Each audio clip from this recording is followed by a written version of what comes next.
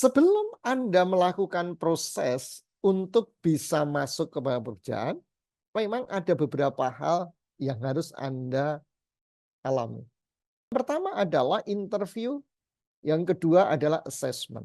Anda perlu belajar interview yang seperti apa sih di dalam sebuah proses kita diterima.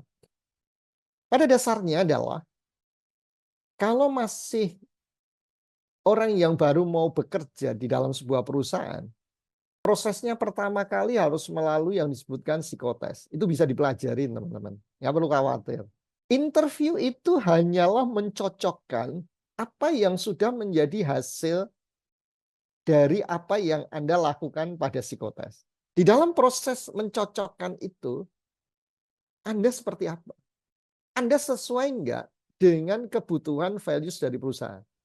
Maka ketika Anda mau menentukan perusahaan, Anda lamar, Anda harus lihat dulu values yang ada dalam perusahaan. Cocok nggak dengan Anda? Kemudian Anda mempersiapkan diri dalam interview itu. Sebetulnya interview itu cuma 5 pertanyaan sudah selesai.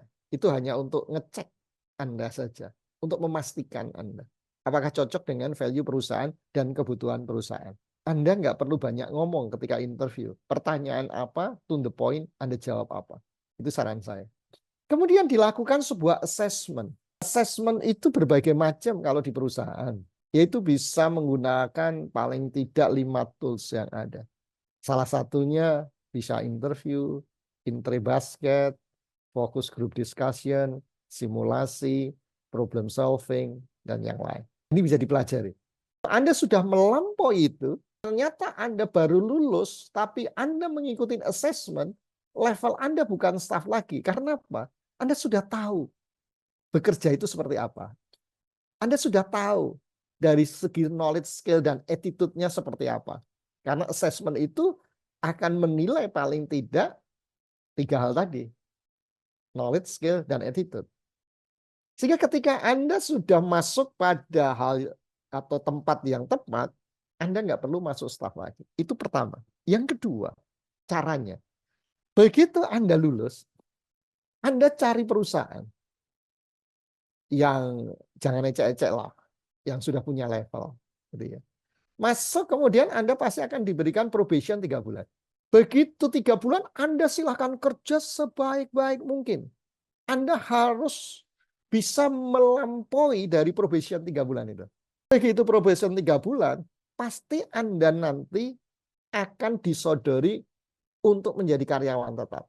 Kalau Anda baik. Kalian minta yang namanya surat di mana Anda disodorkan untuk jadi karyawan tetap. Surat penawarannya. Anda minta.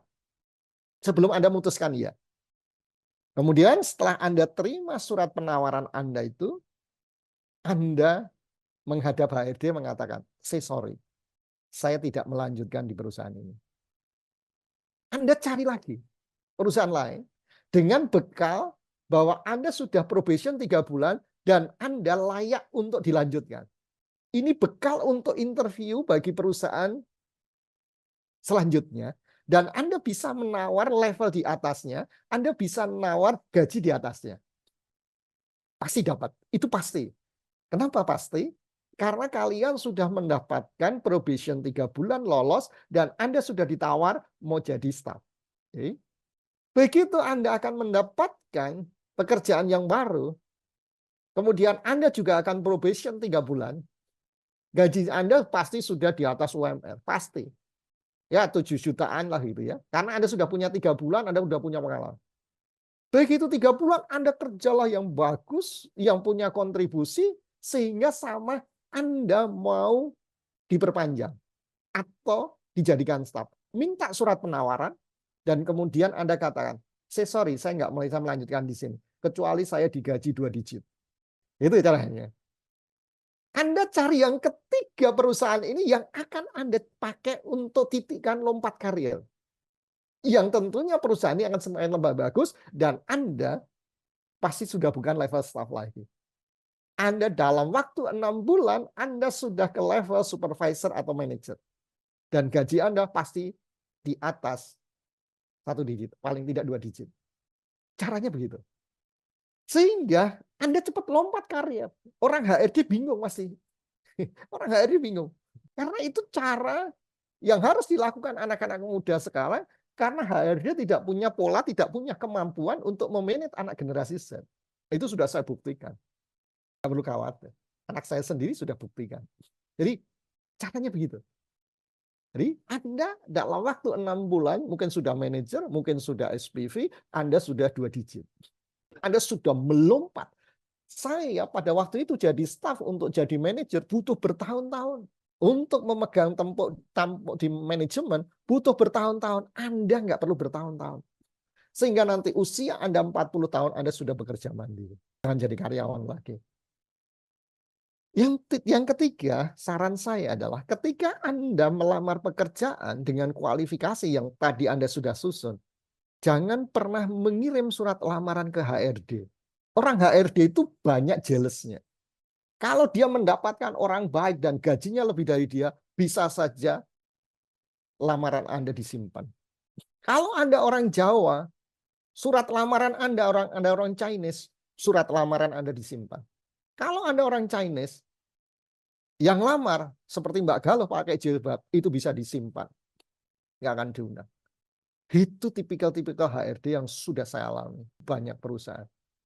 Jadi jangan kirim ke HRD. Surat lamaran Anda kirim ke CEO atau director perusahaan itu. Maka Anda harus cari. Begitu surat lamaran Anda kirim ke CEO, diterima sekretarisnya pasti akan kasihkan CEO. CEO-nya baca nggak? Nggak baca. Tapi yang dilakukan CEO-nya adalah cari post-it. Post-it itu ditempelkan, kemudian dia akan ngasih rekomendasi, seleksi. Kata seleksi, satu kata dari CEO, dikirim sama sekretaris CEO ke HRD. HRD nggak bisa apa-apa, pasti diseleksi. Kalau kalian mau tahu. Jadi jangan pernah kirim ke HRD, kecuali HRD itu saudara Anda, teman Anda, kuliah, orang baik Anda. Omong kosong. Jadi itu yang terjadi. Saya sudah berbagai tempat HRD. Jadi 3 cara itu yang Anda bisa lakukan. Ekstrim memang. Saya harus melakukan, harus bicara ini kepada generasi Z secara ekstrim. Kalau enggak, Anda nggak bisa lompat. Kalau Anda mau hidup biasa-biasa saja, ya Anda akan mengikuti tahapan-tahapan yang lama. Itu ekstrim yang mau saya lakukan. Lakukan tahapan itu. Kemudian teman-teman, itu tahapannya paling gampang, yang membutuhkan energi. Untuk bisa mencapai itu, Anda harus melakukan yang disebut how could yourself. Anda harus mengcoaching diri Anda sendiri.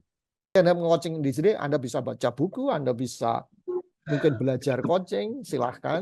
Kalau saya memang mau ngadakan pelatihan, silahkan. Kalau mau pelatihan saya buat mahasiswa sangat murah sekali.